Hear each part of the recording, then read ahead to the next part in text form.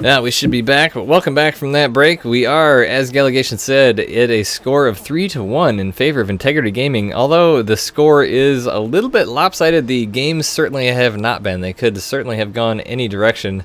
Yep. I've had some great, really interesting play out of all players. Some fairly divergent play from the norm, I would say. But good game so far. Going into game number 5. But we want to take a break here real quick to explain some juicy things to you. Oh, yes. If you weren't aware of the sponsors of this league, let me take a moment to remind you who they are.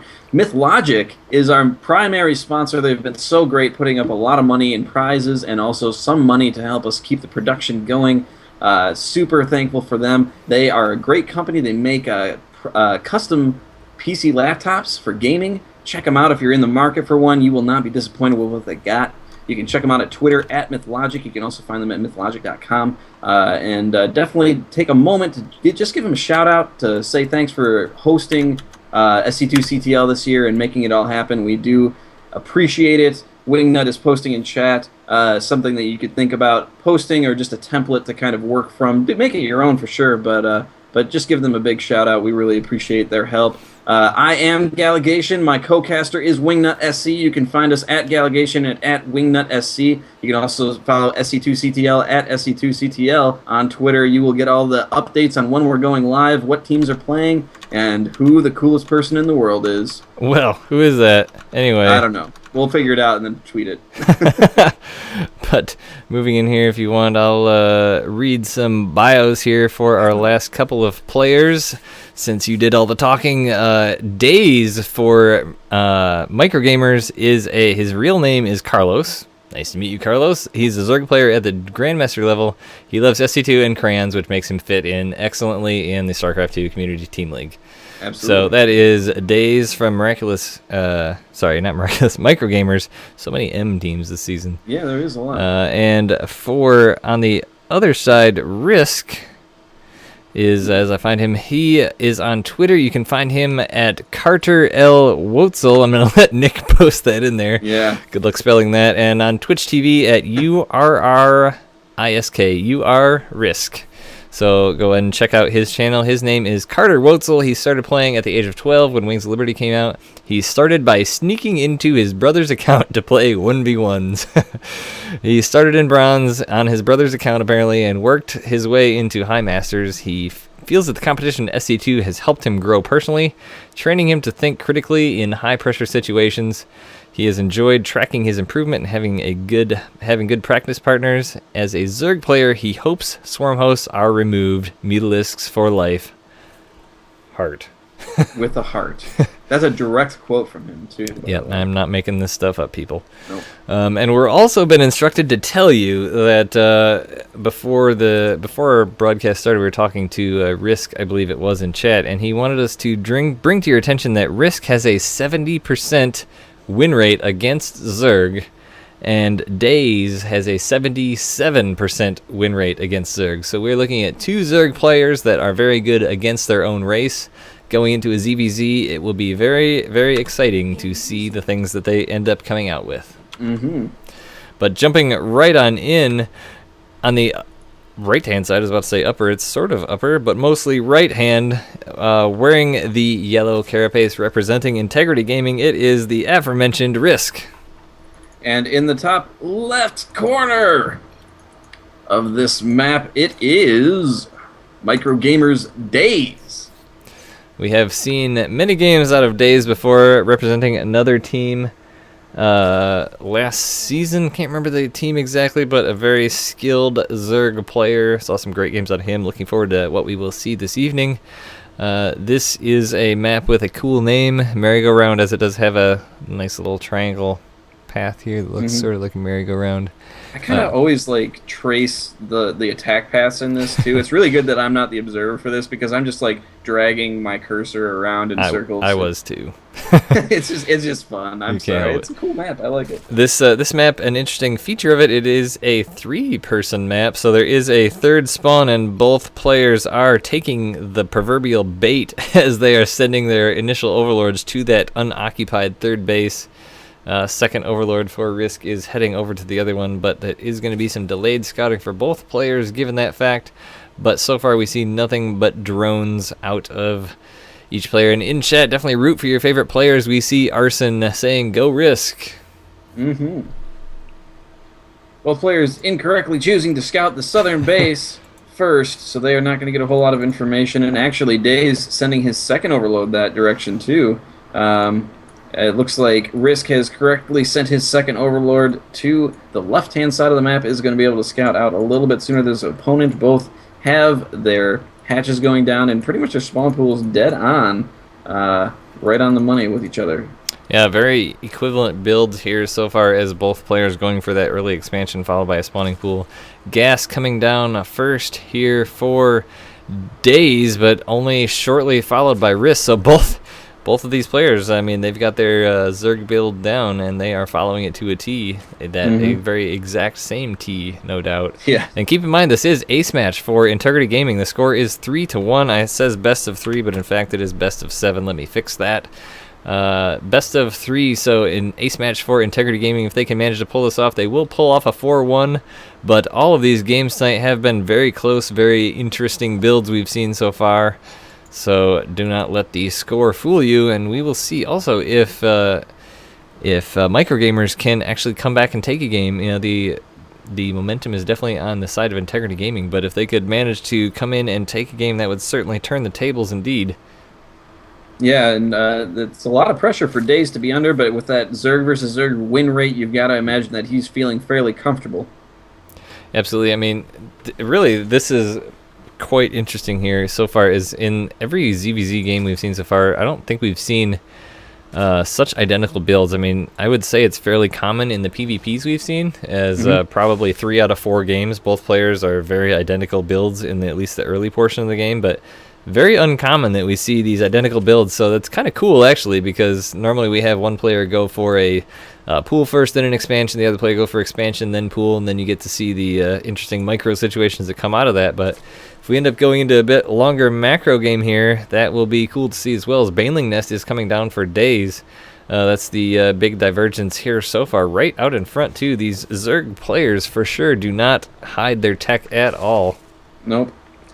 And Days did go in with his Lings to try and see what tech Risk had down. Both of the Lings did get killed by Queen intervention, so they did return with the knowledge, but didn't return with their lives. Alright, Delegation, this is just getting silly. Risk has put down his Baneling Nest as well, right out in front as well, in the exact same spot.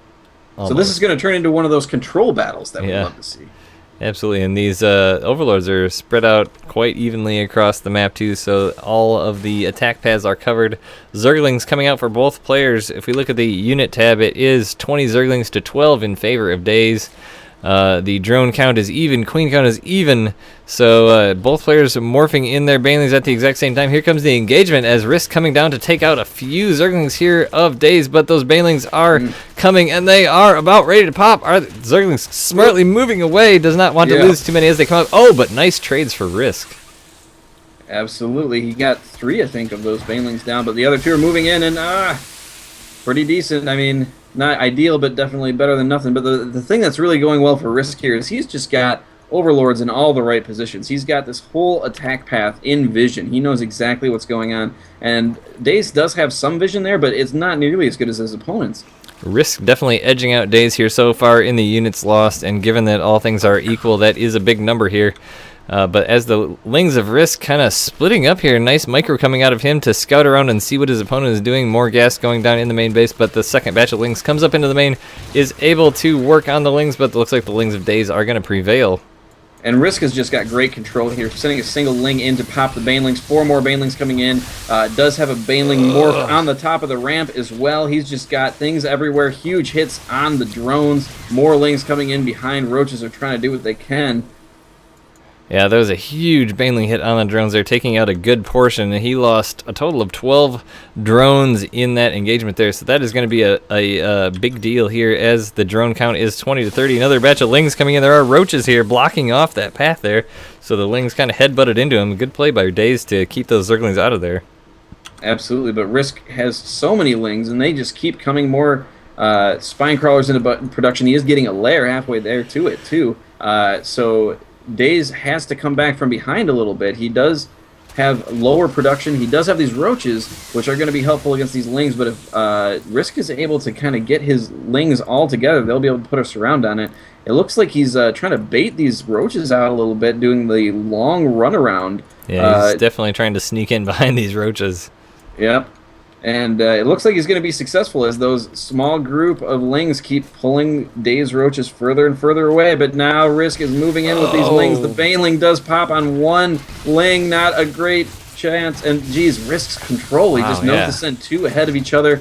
Pops both banelings, and the majority of the lings are now into the main, hitting on all of these drones. Can I get you a number? And they are falling like flies. Well, I tell that both of these players are great at ZVZ because the control, I mean, it's really, it seems like there's a little bit more of a margin between these two players, but as we've seen in ZVZ, it only takes one small advantage to balloon into a giant advantage. It certainly does. Risk now putting down a spire behind his tech lair that is finished. A lair about halfway done for his opponent. So the drone count for Days is 35 to 36, now 36 to 38. So the drone count is actually even between both players. So there has been so much production out of Risk, given the Zerglings, that it has cost him in the drone count, whereas the lower larval requirement for Days with the roaches has allowed him to catch back up a bit. So the economy actually fairly even right now. Risk starting to edge out just a little bit, but the army supply is actually in favor of Days. So we are not done yet, folks. This game is actually quite even right now. But if what do you think the Mutalisk will bring to this? Well, I mean, that could be the nail in the coffin. Frankly, there's not a whole lot of infrastructure for Days to be able to deal with that. He's got, what, a total of... he doesn't have any queens right now. He has no spores.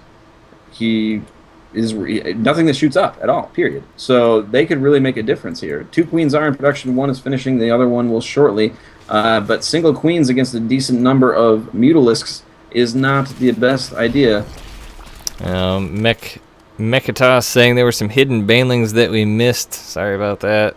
So many things going on all over the place, but the thing that really has impressed me about Risk so far is his control. It is really hard to separate groups of Zerglings when you've got them moving around so fast, and I actually feel like the little wing skin add-on makes it a little bit harder to find and select them, but him being able to separate out one ling at a time to be able to pound into those banelings is such a huge, big deal. And once again, lings are moving in, doing damage to the drones and the queen. The roaches were somewhat out of position, trying to cut them off as they came in, but Risk smartly altering his attack route a little bit.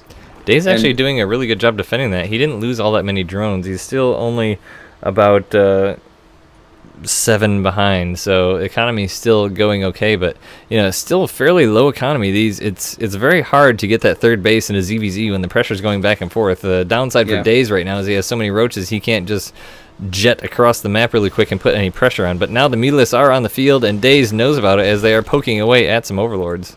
But he does have a spore crawler in his base in the natural, and there is one in his main as well, 2 in his main. So he is well taken care of that. Saw it coming. Given a fairly low economy game here, it is going to take Risk quite some time to get up a decent number of Mutalisks, but coming out for Days, there's 6 Hydralisks in production, so this is definitely going to help him to defend against that, especially given the extra damage the Spore Crawlers do. But Risk poking in to see what's there, going to try and take out this queen, but a little bit of nice control there by Days does move it back, and Risk does not want to get too close to that Spore Crawler and overcommit, but I believe he did see the Hydralisk there. Yeah, he does have a lot of Mutalisks. He does not want to lose that investment. But he can also put down a decent amount of pressure with those, and also, he's taken out a few Hydras here and there. Did lose one there, but yeah, just keeping the pressure on, keeping his opponent in his base while he does take his third. Risk is really just controlling this map. Oh, I'm sorry, it's his 4th. He has a remote base at the south portion of the map. Yeah, and Risk does actually know about this third base over here. He had one Zergling come over and find it. It looks like engagement coming here as Hydralisks are not in great enough number to take out these Zerglings, but still just enough to not let them commit. Roaches get a little bit out of position. Some pot shots getting taken out of those Mutalisks. There are some actually quite exposed overlords there, but still Risk not wanting to commit too much to that. But this 4th base down here, this 4th base... Yeah, I think that those overlords were a bait to try and pull the mutas into range of that spore crawler. And they also will eat up damage of the army, too. That's why they're kind of following that army. He wants to try and keep those Hydralisks alive while they can target down the Mutalisks. Risk switching into producing roaches now. He has 6 on the way, so a pretty good transition here as he sees what Daze is up to with a lot of Hydras coming out. Now he's going to be up to getting close to 20 here, but more Zerglings, Roaches, and Mutalisks headed across as Daze would really like to get a 3rd base here, but not able. Did send a drone down, but wasn't able to get it done. But now this army of Risk is coming across, and the army supply is quite heavily in favor of Risk right now by about 20 to 30. But big engagement here as the Roaches move on in. Mutalisk getting back in the back at the Hydra is not the best spot for them, but the Roach is doing quite a bit of damage as well. That's right. Hydralisks continuing to do damage, being torn between Roaches and Mutalisks. The Mutalisks are going to prevail against them there. Roaches moving forward, and Daze is forced to retreat back to the top of his ramp.